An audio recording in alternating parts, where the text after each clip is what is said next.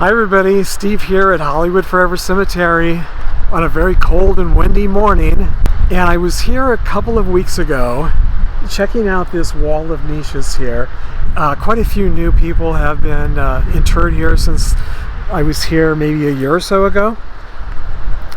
And I saw a couple of names and a couple of images, made me wonder who some of these people were.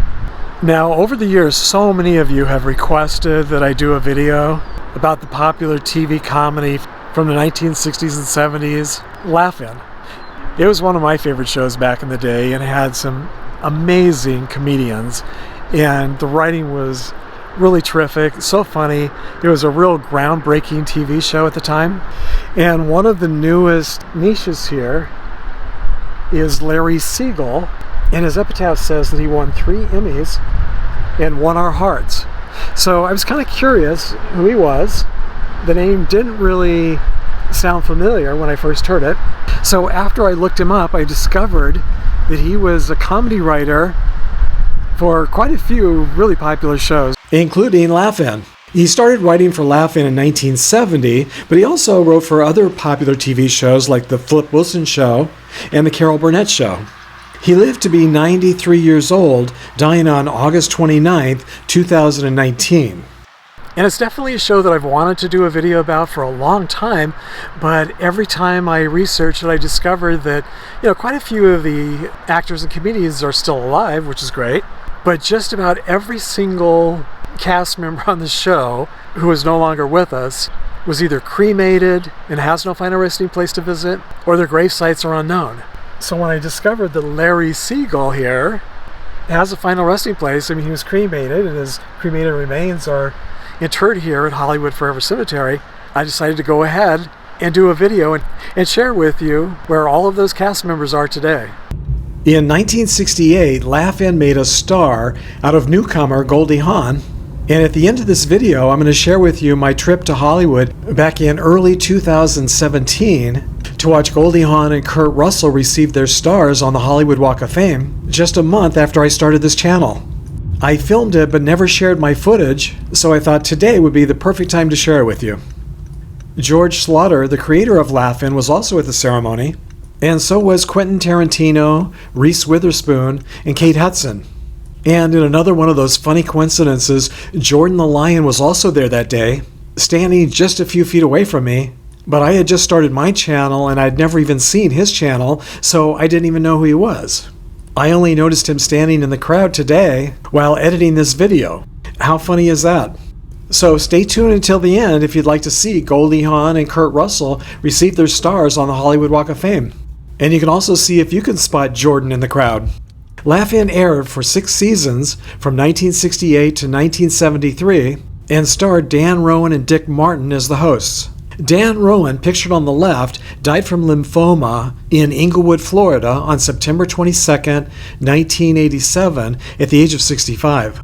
Dick Martin, pictured on the right, died from respiratory failure in Santa Monica, California on May 24, 2008 at the age of 86. Both men were cremated and neither of them have a final resting place to visit. Gary Owens, who played the announcer on the show, died from complications of type 1 diabetes in Encino, California on February 12, 2015 at the age of 80. He was also cremated and has no final resting place to visit at this time. 2 of the funniest characters on the show were played by actor Artie Johnson. He played Wolfgang, the German soldier, whose catchphrase was very interesting. He also played the dirty old man who was always trying to seduce Ruth Buzzi's prudish spinster character. Johnson died in Los Angeles, California on July 3, 2019 at the age of 90. He was also cremated and his ashes were scattered off the coast of Hawaii. Henry Gibson, who played the shy, offbeat poet, died in Malibu, California on September 14, 2019 at the age of 73. He was also cremated and also has no final resting place to visit at this time. Actress Teresa tragically died in a house fire in Los Angeles, California at the young age of 54 on October 10, 2002. Like Gibson, she was also cremated and has no final resting place to visit at this time. Dennis Allen, who played Lieutenant Peaches of the Fuzz and Chaplain Buddy Homily, died from lung cancer in Kansas City, Kansas on December 1st, 1995 at the young age of 55. And he's one of the few actors on the show who does have a gravesite. He's buried at Maple Hill Cemetery in Kansas City, Kansas. Actor and comedian Richard Dawson is another former cast member who has a gravesite. He's remembered for playing Hawkins the butler on the show. Dawson died in Los Angeles from esophageal cancer on June 2, 2012, at the age of 79. And he's laid to rest here at Westwood Village Memorial Park in Los Angeles. Judy Carne, who played the Sakatumi girl, died from pneumonia in Northampton, England on September 3, 2015, at the age of 76. The location of her gravesite is currently unknown.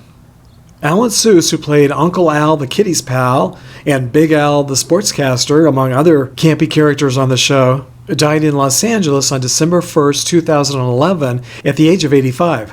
His Find a Grave memorial page says that he's buried at Forest Lawn in the Hollywood Hills, but there's no photo of his headstone, no directions to his gravesite, no GPS, and I personally haven't been able to find his gravesite there, so the whereabouts of his final resting place is currently unknown. In addition to Goldie Hawn, I'm happy to say that a number of the other actors from the show are also still alive. Ruth Buzzi is now 84 years old. Joanne Worley is now 83 years old. Johnny Brown is also now 83 years old. And my favorite actress from the show, Lily Tomlin, is now 81 years old. Her characters, Ernestine, Edith Ann, and Mrs. Beasley, among a number of others, are some of the most classic characters in TV history. And here we are 50 years later, and she's starring in another one of my favorite TV shows, Grace and Frankie, co-starring Jane Fonda. The 7th season of the Netflix comedy is currently filming in 2021. Goldie Hawn and Lily Tomlin are probably the two most popular former cast members from the show, and it's pretty awesome that they're both still acting today, and they're both just as popular today as they've ever been. During its run, Laugh-In became the most popular TV show in the U.S., and TV Guide has ranked it one of the top 50 greatest TV shows of all time. Hundreds of other actors and guest stars appeared on the show during its popular 6 seasons, and obviously I can't include them all here, so I apologize if I missed your favorites, but feel free to mention them down in the comments section below. And you know how I'm always talking about the weird coincidences that happen to me in cemeteries? Well, the funniest thing just happened. I'm here with Craig Talbot.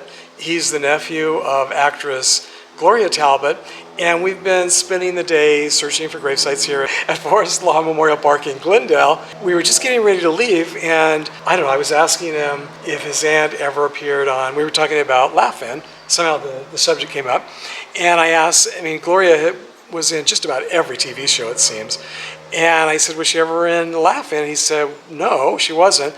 But go ahead and tell them. Well, I wrote a joke that was used on the Laugh-In. Back in 1969, there was a summer series that was on briefly called Letters to Laugh-In. One could write in jokes. And I thought a joke, and which turned out to be one of the Sakatumi jokes. Then, more than 2 years later, Laugh-In had their 100th, their broadcast. And surprisingly, the joke was used at that time. It had Dan Rowan, Dick Martin, and Judy Carne. Do you remember it? What it was is that it had Rowan and Martin staying with Judy Carne in the middle between them. So, Judy, it's nice to have you back on our 100th program, because she had left sometime before, and she was back for the 100th show. She said, oh, I'm glad to be back. And Dick Martin said, we just wanted to show our appreciation. We got a little gift for you. And produced a little box. Almost like something like maybe a bit of an engagement ring or something inside. Carne took it, opened it up, and there was this lamp socket in there. And, well, that's nice, but what is it? And Rowan says, well, that's the lamp. Martin says, no, that's not the lamp, that's just the socket. To which Carne said, you mean you're just giving a socket to me? Of course, Rowan and Martin parted ways, and she got splashed with a bucket of water. So that's hilarious. I finally used my joke. That is so funny, and well, it's just amazing that you still remember that after like 1969. That was a little bit of time ago. Do you have that one on DVD? No, I don't think, but I did record it on on a little cassette, just the audio portion. They didn't have VCRs until the 80s. No, so this Yeah, was in, so you this was couldn't in even- 71, late Yeah. 71. Well, thanks for sharing that with us, Greg. Wow, what a small world. If any of you have any connection to Laugh-In, if you had one of your jokes read on the show or you were on the show or something, let us know in the comments section down below. That's always so much fun, because you do find out, well, because you watch this channel, so you know what a small world it is. I mean, I get so many wonderful comments on almost every video I do is someone saying, oh yeah, I knew that person, or they live next door, or we were in this together or that together, and that's part of the fun of doing these videos is reading all the comments. So definitely share if you have some kind of connection like Craig did, or does, to Laugh-In.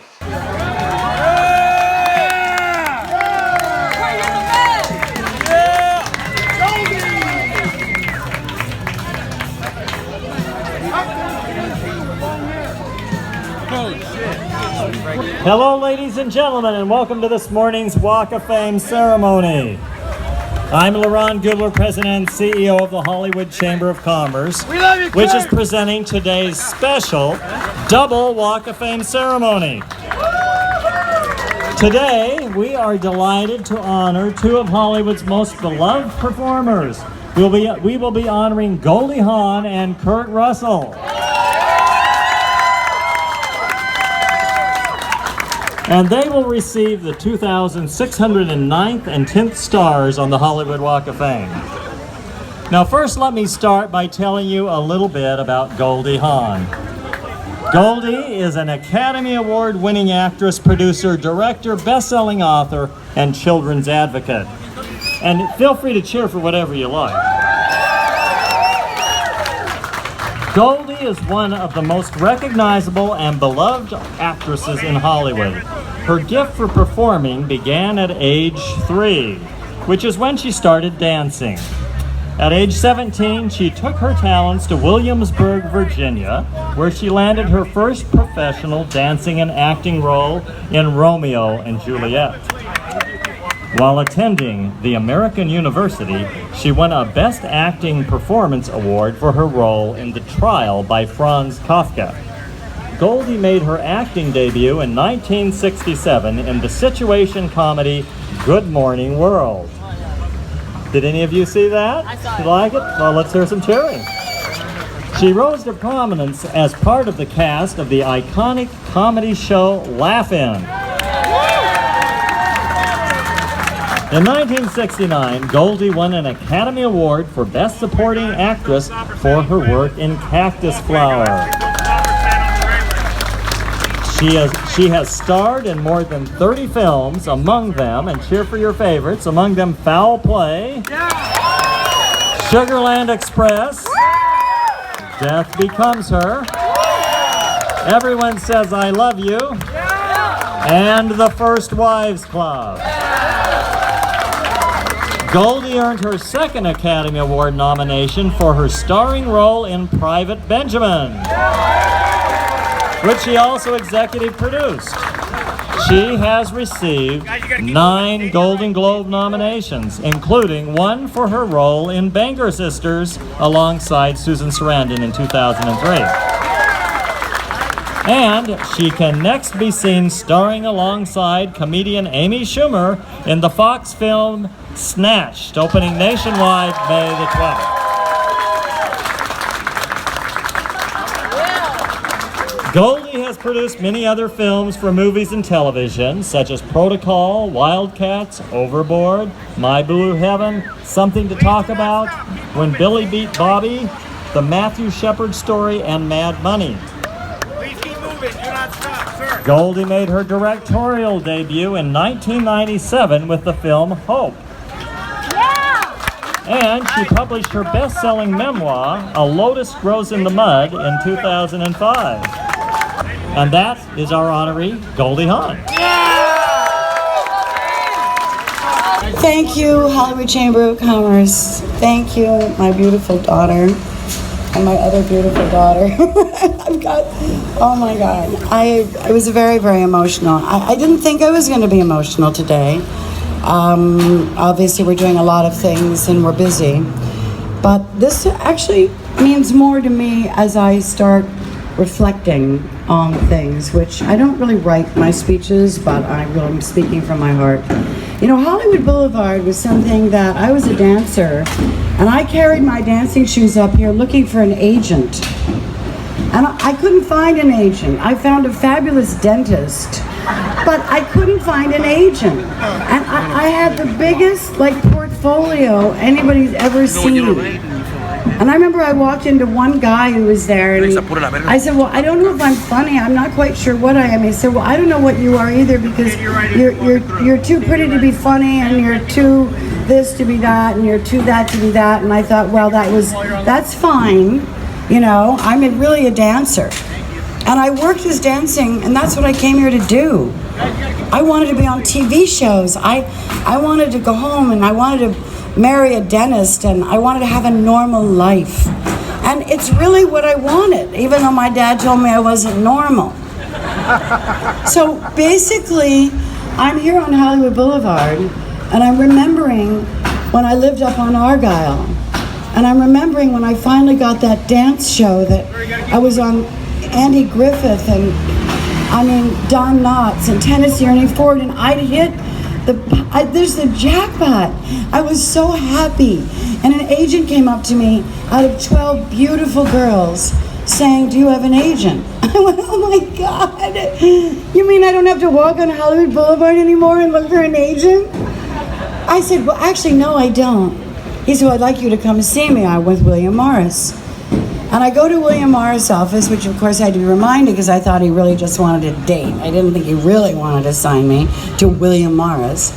And anyway, so I rushed over there, and the next thing I know, I'm sitting with all these agents, and then I'm just put up to Desilu Studios, talk about the fabulous Hollywood and every story that we've heard growing up, right down there. And I walked in there, and the lady there was actually on a switchboard. It shows you how old I am. Boom. And she said, oh dear, did you get a script? You're the only girl that got a script all day. And I said, I did get a script, but you know, I'm too young for the part. So I went back home and I got a call that you got the part. And I said, but I'm too young. And they said, no, they wrote a part in for you. So as we start talking about life, stardom, destiny, all the things that you say, what does this mean to you? What does this star mean to you? Does it really mean that you're a star? When you're acting there at Desilu Studios, and George Schlatter, one of the loves of my life, came there and said, I think I want to talk to her. And he was the man of laughing. He started laughing. Hey, you want to go? Yeah. I just said yes. That star is part of yes.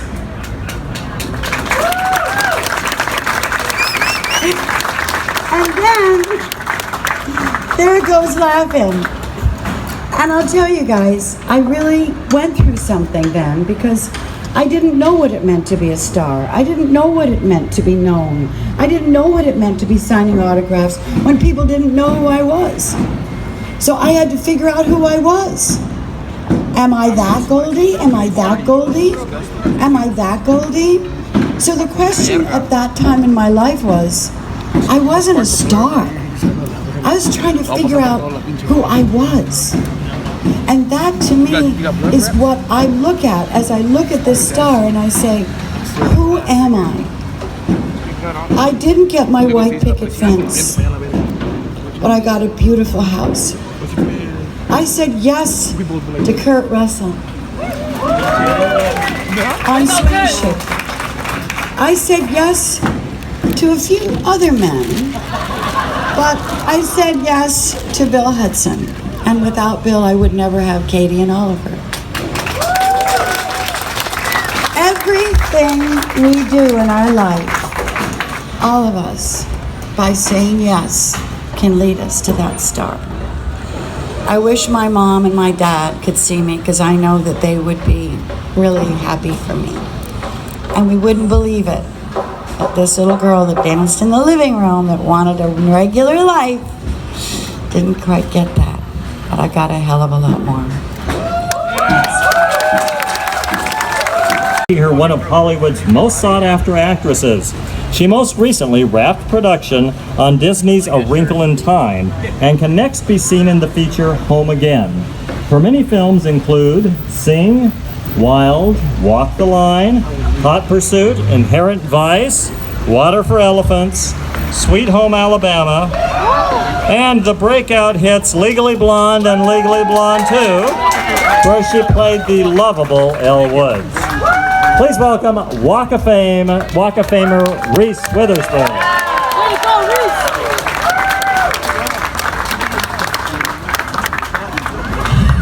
Okay, first of all, I just don't even know where to begin with the amount of excitement I have had since about 6:30 this morning. I had to go down and make an I Love Goldie button because I am literally her biggest fan. And really, I mean it. I mean, if you don't believe me, my very first email address was overboard@AOL.com. Okay, that's how much I love these two people, really. Second of all, I can't believe Goldie actually texted me about a month ago and asked me to be here.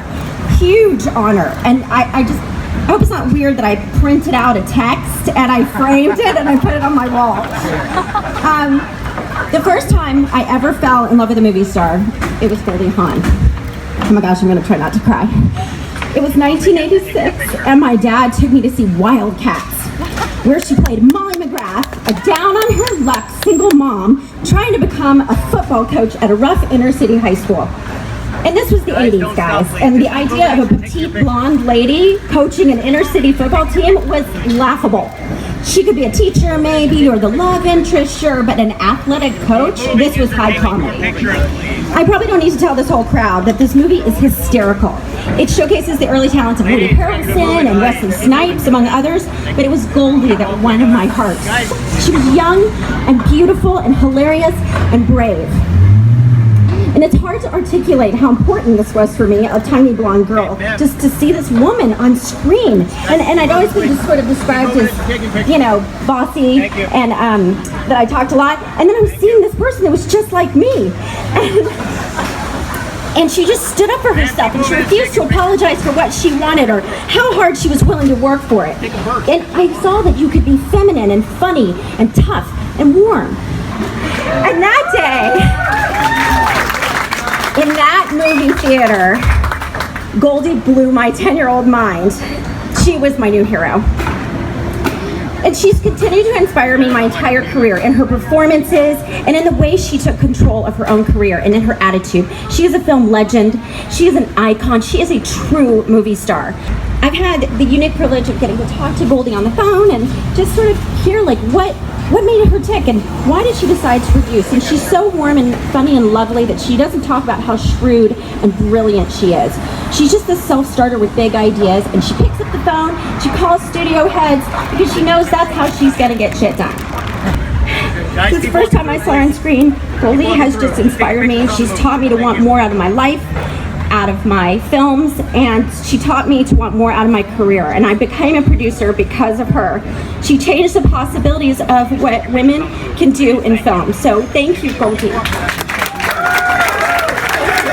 Thank you for inspiring us, all of us. Thank you for inspiring women and actresses to control their own destiny and for inspiring women to demand respect no matter where they are or what they're doing. And thank you for making us laugh, and thank you for making us happy.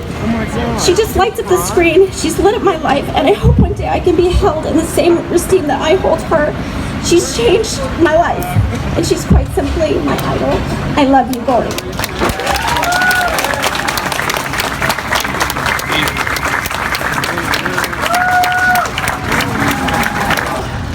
I didn't realize my parents were going to be standing right next to me.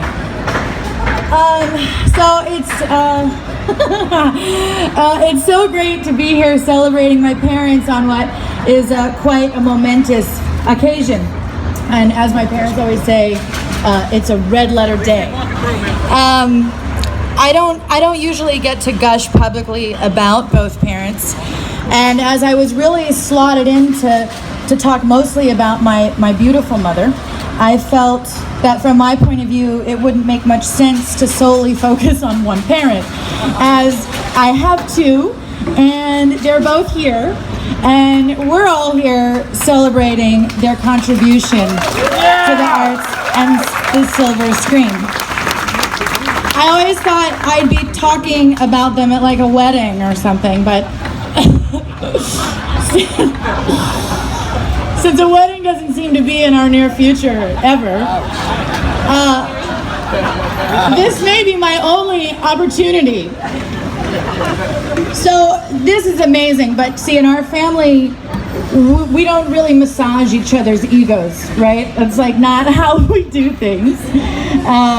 It's our work, when we talk about our work, we don't go into it in much depth. It's sort of like, hey, that movie was awesome, Mom, Ollie, Wyatt, you know, or it's like, yeah, that was a good one, but you know, that's not the best. So I never get to really expound upon their life's work, just because it's not our focus. It was quite difficult to write a short speech about that subject because in reflection, the memories are plentiful. And they are plenty because even inside of their large careers, their philosophy is family first. That means we went everywhere with them, traveled to different parts of the country, and watched our parents in action. I could stand here and tell stories about experiences on set or witnessing my parents' strong work ethic, but as their child, what really stands out is that somehow in the phenomenal careers that we've just all heard about, they've managed to have maintained a sense of normalcy and closeness with every one of their children. Something my mom would say is the only job she refused to fail at, raising her kids, and was always her number one. And my pa's values are right aligned. That said, they never hid away their love for making movies and telling stories. They shared that love with us. And some do like to reduce such dedication to craft to words like famous or celebrity. And many ask me all the time, you know, what's it like growing up with famous parents? But for me and my brothers, we grew up with artists. They put their heart into telling the stories that have become classics of our time, like The Thing, Shampoo, Escape from New York, Private Benjamin, Overboard. And they just keep going, and they just keep making them. So these stars they're receiving are a great symbol of this contribution. But for me, and I know I can speak for my brothers, two of which aren't here, which one is working boys, but that these shining stars standing next to me that we call our parents, their real legacy is what they have instilled in us kids. Our tribe that they created, that they so vehemently protect and defend, the relationship they fiercely refuse to lose sight of together, and the deep feeling of love and nurturing they reserve for the most important thing we have in this life, family. So that's what these stars represent to me forever. Thank you guys. I love you so much.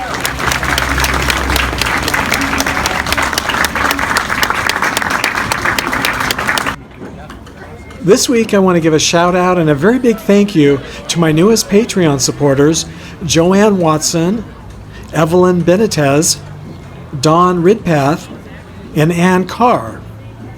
Thank you so much, Joanne, Evelyn, Dawn, and Ann, for your extra generous donations to my channel. It really does mean a lot, and I hope that you're all fans of Laugh-In, or if you haven't yet seen the show, I hope you will. And just so this video doesn't get way too long, I'm going to save Kurt Russell's star unveiling for another video.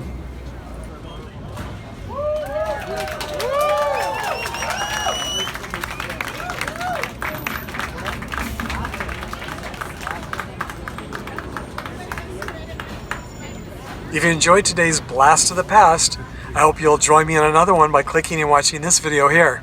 Until next time, thanks for sharing the memories, everybody.